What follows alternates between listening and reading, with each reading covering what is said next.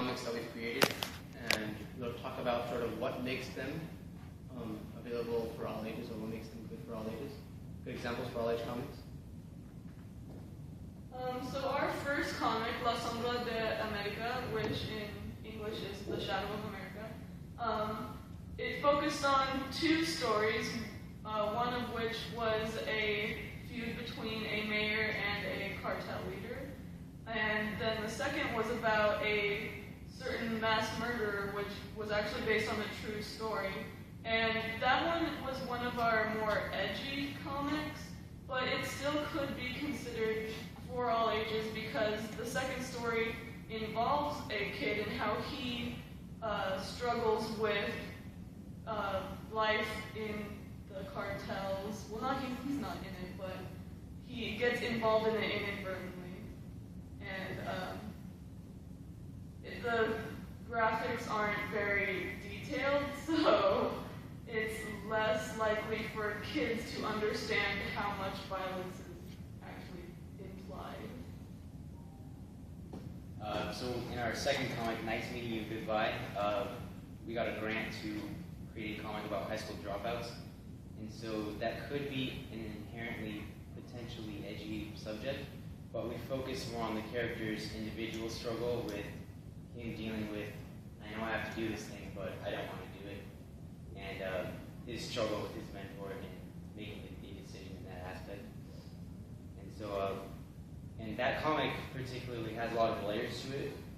I think an adult might be able to get more out of that comic than, say, a child would. And so, there's no violence, no sexual content, and although the topic is sort of centered around teenagers, I think everyone can pay attention to it. Modern Mythologies was the comic we produced last year. It's a compilation of one-page comics that each of us had made up together, and it concerns urban legends such as how the world is supposed to end in 2012, crop circles, killer teddy bears, and the long-eluding fairies still around.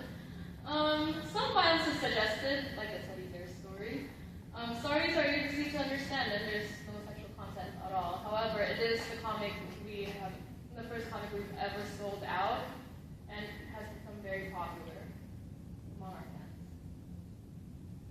And Denial. Denial is our newest comic, that we're actually selling here, Comic-Con exclusive. And it follows the story of Jake, who is the last man on Earth after an alien invasion. And so it is a sort of darker story.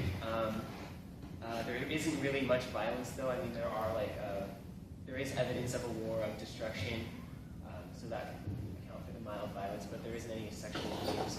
Most of it centers on Jake's connections to the present, and then to his memories in the past. And so when we switch back to the past, I love this about the art, by the way, we use watercolors and inks. When we switch back to the past, there's a lot of bright colors, and this is a happy time for Jake. And so even if you were looking at just the colors, like just colors on a page, like you could tell what kind of scene it was just by how bright the colors were, what kind of colors they were. And so I think that would be an easily accessible thing to a child. But it is geared more towards an older audience because it does focus on more darker, sadder story. But it's accessible.